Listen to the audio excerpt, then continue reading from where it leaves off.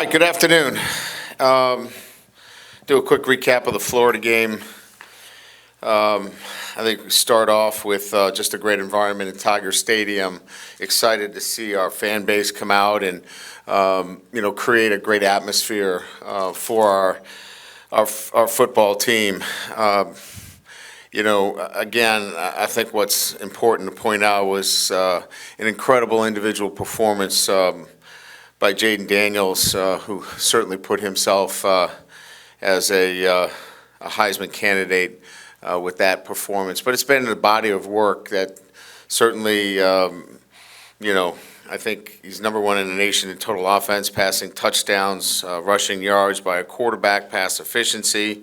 Just an incredible night of offensive football and scoring 52 points, over 700 yards in total offense.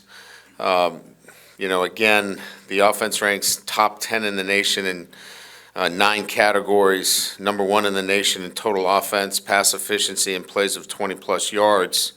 Also, Jayden Daniels was named the SEC Offensive Player of the Week, and Charles Turner was the SEC Offensive Lineman of the Week. So those awards keep coming down on this offensive group that has been elite all year. So it was fun to watch them. And again, a gritty performance by our football team. We weren't perfect, but our guys played hard for 4 quarters. And, respect the competition, being in the SEC, that you're going to get everybody's best. And I thought we got our opponent's best Saturday night. We flipped the script now and, get ready for a Georgia State team that, obviously comes in with nothing to lose, everything to gain. And for us, still about, looking towards, getting better each and every week. This will be about our preparation. This will be about how we get better in all facets. We want to continue to work towards, our offensive production being consistent week in and week out. We have players that are, certainly at the pinnacle of their particular position that want to continue to stay there, and certainly defensively continue to grow. We're playing a lot of young players. We want them to continue to get better at their craft as well. So excited to be back home again, and we finished the season at home. It's been obviously for us difficult road games. Our team has battled, put ourselves in a position now to finish the season strong. So we'll open it up to questions. Hey, Coach. You mentioned, you talked a little bit after the game about him, but Josh Williams, just watching the film, he had some really prolific blocks that really helped open that game up for Jayden. Just can you talk about it from that perspective, how important the run blocking from your skills players has been this season, and how effective that has played in y'all's offense? Yeah, I think you just have to look towards some of the key plays in the game, and in particular the long runs. You don't run down the field unless you have others that are committed to making sure that occurs. And, we all talk about the offensive line, and they've been outstanding, but you have to have receivers that are committed to that as well, and running backs. The one you're talking about in particular with Josh was the edge block that he made on their defensive end to free up Malik Neighbors on the flip, what we call our speed sweep. So, yeah, you're getting it from a number of different players that is setting up an unselfishness, on our football team, and in particular on the offensive side of the ball. Hey, Coach, people see Jayden's highlights on the field. What can you share about him off the field as a leader? What makes people gravitate to him? And he came here not knowing anybody, right, and had to win over the whole team. What have you seen in that whole process with him? Approachable. And when I say approachable, he's never been a guy that has built a bubble around himself. He has been a guy that has, I think, made himself available to everybody on the team, whether it's an offensive player or a defensive player. And I think that, when somebody comes in and transfers in, their guard is up. His has always been one where, he's been approachable. He's always been somebody that has reached out to others on our football team. And I just think that's made our entire team embrace him because he's been so readily available to everybody on our team, not just the offensive players, but the defensive players. And his demeanor, his personality, you see him smiling on the sideline all the time. That's the way he is, whether he's in meetings or whether he's in the football building. He has that personality, and I think it's infectious. Yeah, Brian, right here. Considering where Jayden was, say, about halfway through last season, when kind of still reluctant to throw the ball downfield, y'all were still trying to learn what he liked. Have you had a quarterback in your career take this big a jump in one season, and what went into that? No, I'd be hard-pressed to think of a quarterback that has made the kind of leap that he has made to where now you're looking at somebody that is clearly a front runner for the Heisman Trophy, and I don't know that I've had somebody make that kind of jump. And I think that it starts with it was in him, and I think he had that upside, and it's probably one of the things that we saw in wanting him to transfer here is that we saw a player that could be elite, and it was a matter of him having the confidence in himself and then the development process needed to take place. So I think all of those things coming together, and then having the confidence in himself to go out and do it, and it certainly has been fun to watch. Coach, when you have a quarterback have that kind of success, how much does it help you recruit quarterbacks, or is that more to do about who's on the depth chart at that time?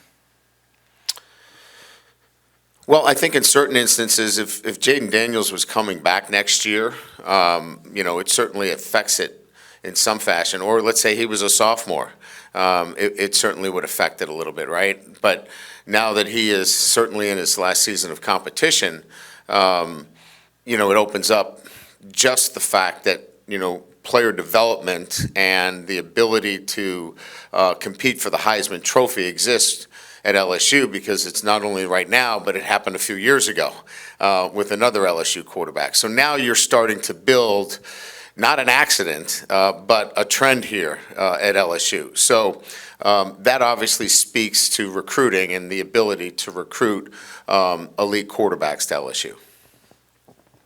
Hey, Coach.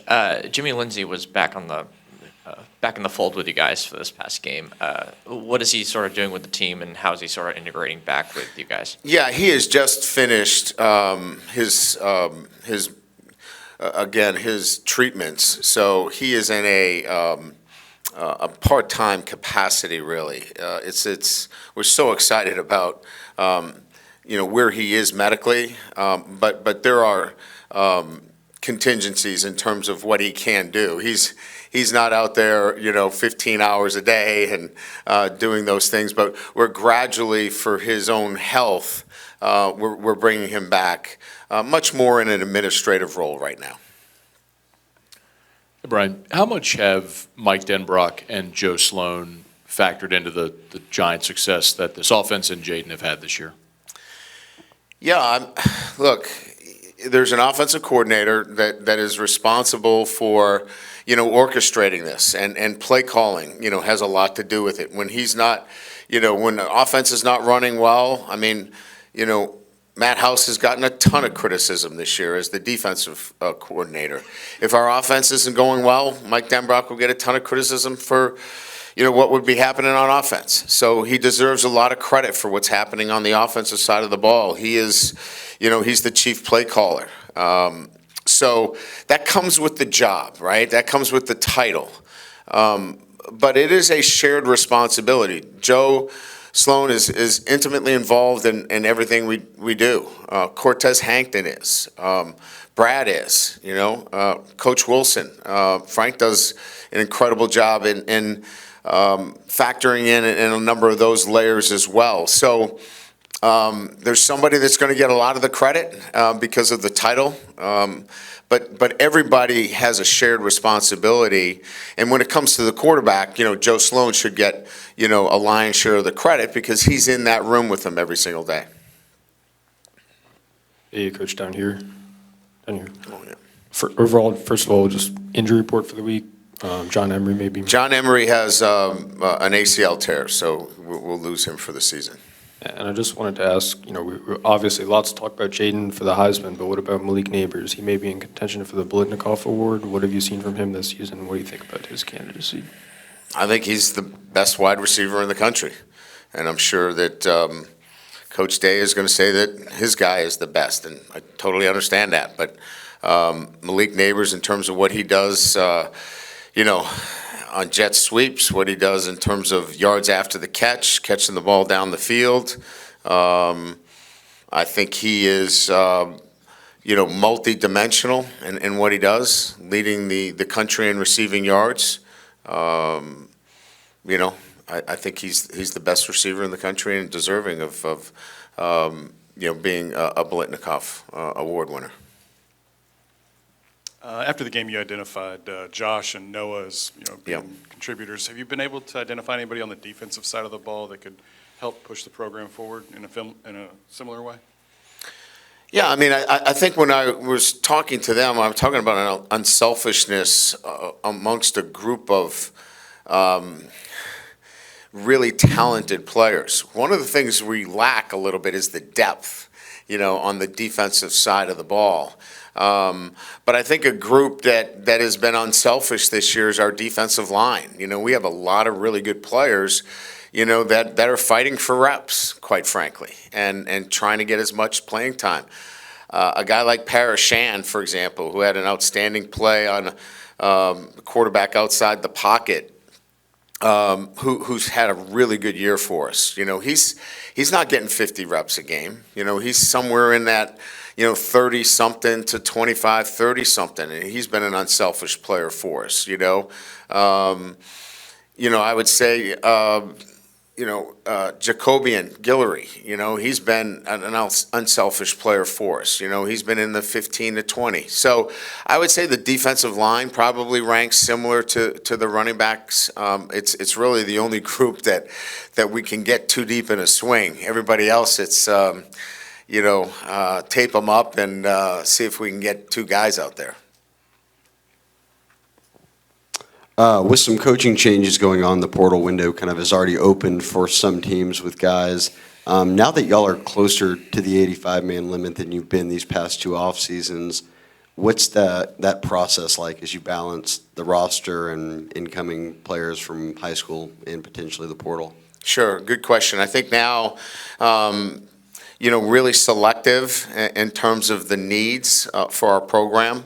As I've said, and I've made this very clear, we want to build it with freshmen. So this freshman class is going to be a large freshman class, and we want to build it there first and foremost. But there are areas that we want to be able to top off with some premier players. And, obviously, if you're looking at the wide receiver position, if we went into the portal there, you have to match it up with a guy like Malik Neighbors, if he ever went early. I don't think he will. Well, obviously we'll find out. But, if it's a guy like that, right? You have to look at the talent that you have in your program and measure it accordingly. So that's one side of the ball. The defensive side of the ball, then you're measuring the talent that you might lose on defense and be able to measure it accordingly. So it's measuring the talent accordingly to what's available and who might be out there. But it's building it with the freshmen. And then, finding the particular players that might measure up to the players that you have in your program. Brian, I know you probably were hoping this would be over last Thursday night, but when you talked to us Thursday, but the targeting call on Andre Sam, did the ref, did he make the decision on his own, or does he, I'm trying to get a timeline on how it works. Does he get help from the upstairs, like they rang down? And does he talk to Birmingham, and did they make the final decision on that one? So there was no flag on the play. So that means that there was no call on the field. So they were buzzed, and they were buzzed that there may be a targeting on the field. So that's what stopped play and brought them to review. And upon review, it was determined by the replay official that there was targeting on the play.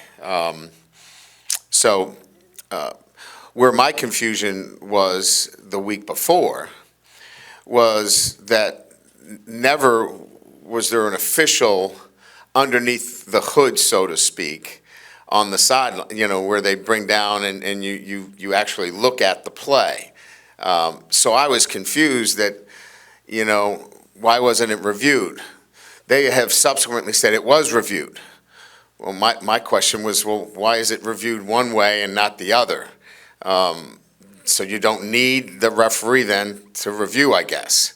So I was just confused as to the process of reviewing. In one instance, there was a review without the referee involved, and on the other one, there was a review with the referee involved. So I was asking for a clarification as to what the process is, because I wouldn't know in that instance that there was a review or not. So on Saturday night, There was a review. replay official, he ultimately made the decision. Yes.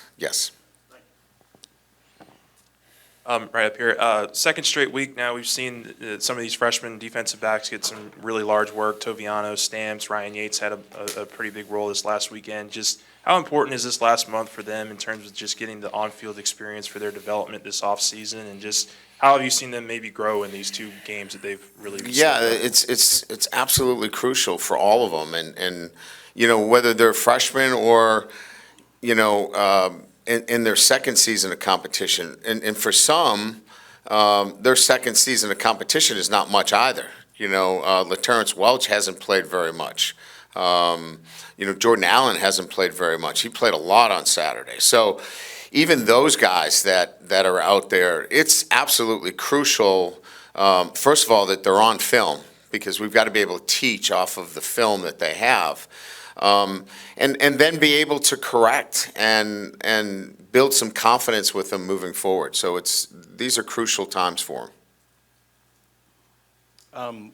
Kind of back to Ron's question about Jayden last year. I was just curious what that exit interview with him looked like to you, or your memories of it as you sent him off on the offseason, kind of the checklist of things that he's needed to work on, and how much did he really knock it out of the park? Or has this been a process throughout the season? Well, it was a re-recruitment. It was talking about, coming back and recruiting him back and the things that we could do to help him. So once he made the decision that he was coming back for another season, it was then, okay, well, here's the plan. We laid out a comprehensive plan that went from January all the way until preseason camp. And, he invested in it as well. He used his own resources to, throw out on the West Coast and spend time with, people that allowed him to develop. So this was an all-in on both sides, and including Jayden wanting to, put himself in the best position once he made that decision. So there really wasn't an exit interview as much as there was once a decision was made, was, okay, here's the plan, here's what we have for you, and then he letting us know what he wanted to do as well, and then just coming together and executing the plan. Looks like you had a little fun at Chris Doring's expense this morning. We did, and that's hopefully something that we continue to do. Now, I guess we won't do that next year, so he'll. Well, next year you go there. You go to Florida. Oh, did we go to Florida? Yeah. Okay, Then after well, that, we don't know. I haven't looked closely enough at the schedule, so that's good for me. Try to get him in another costume next Yeah, year. there you go. From the outside, it seems like one of Jayden's best improvements is going through his progressions, not taking off too early. Yes. Is that one of the best things to you, or what is his biggest improvement to you? The deep ball, pushing the ball down the field with accuracy. I think we all watch games and watch the quarterback, as I call it, ice the puck, throw it out of bounds, not have a chance to make a catch. He's been so good at the deep ball, and being able to hook up on those big plays. I think, one of the things that we do, in fact, lead the country in is plays over 20 yards, plays of 20 plus, 87 of them. And that has to do with certainly runs after the catch, which we're prolific in, but the ability to throw the football down the field would be one. I would say two was in the pocket progressions. I think that is equally as impressive in terms of his development. Given your, appreciate the hockey reference, by the way. Thank you. I was trying to keep us thinking about hockey here in Baton Rouge. It's on the peripheral a little bit, but I kind of like it. I have to explain blue lines after this. Given your nature of past in politics, how do you approach award season and campaigning for your players? Do you try to subtly do it? Do you bring out the hammer? What's your approach? I used to be low key about it, to be quite frank with you, but when you have when you have the opportunity today, I think you have to be able to talk about your players when they're doing something that's so special, and in particular what Jayden's doing. I think it's my responsibility when I have this opportunity in front of the media to talk about something that I haven't seen happen in my 3+ decades as a head football coach, somebody that has developed and has excelled at an elite level. And he's an exciting football player. I think he's the most exciting football player individually in the country, and I think it's my responsibility to talk about it. Coaches, is there anyone else in the injury report outside of John? We'll see where Logan Diggs is. Obviously, he didn't play last week. We think he's better. Today, obviously, is our day off. Not day off, but we'll just be in the weight room today with meetings. We'll go out tomorrow, and we'll get a better sense, as to where he is. He would be the only other. And Caleb Jackson got a little bit more run in the game against Florida. How has he sort of progressed in terms of all the little things that you've wanted to see him improve in? I think inch by inch, it's been a process for him. He's learning the game, the new nuances of the game. We saw it, prop up with the mistake on the kickoff return. Those little nuances we have to continue to work at. But he's such a great kid. He's so fun to work with. But you're going to have some of those, blips. You want to minimize them, But he's been exciting and fun to work with. Jayden's passing numbers are a lot better than last year. His rushing numbers are better than last year too, which might be surprising. Is that because people are having to respect the pass more, and it's clearing those lanes for him even more to run when he wants to?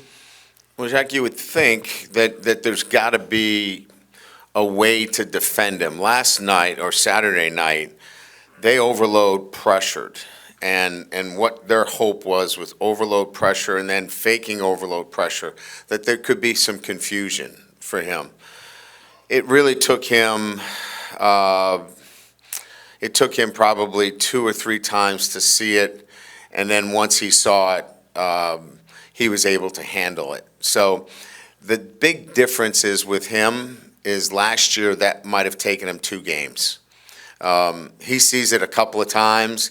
We're able to make the adjustments for him, and then he moves forward. And then if you don't have another look for him, you're going to have some problems. And that's where he has made incredible jumps.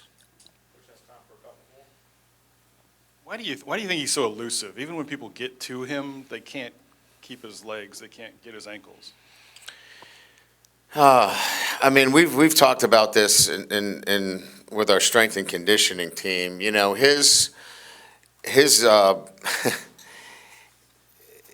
His training and the way he trains. I know he does not look like he's strong, but he is sinewy strong. His fiber in terms of how strong he is amazing, and his fast twitch. All of the things that require elite athletes to be, he has all those things, and our strength team just marvels at the way he works out. And you're seeing that come to light in the way he plays. Guys have a hard time wrapping him up. Hey, Coach, any comment on Jimbo Fisher or Zach Arnett being let go? Yeah, I mean, it's, in our profession, it's unfortunately that time of year where decisions are made, and they're tough decisions. Those are good men, and I know them both. They love coaching. Tough decisions are made at this time of the year for whatever the reasons are. Each university has to make what they consider to be the best decisions for the direction of their programs. But, the human side of it is I'm a coach as well, and they're good people. They're good fathers, good husbands, and, you hope that they, obviously land on their feet.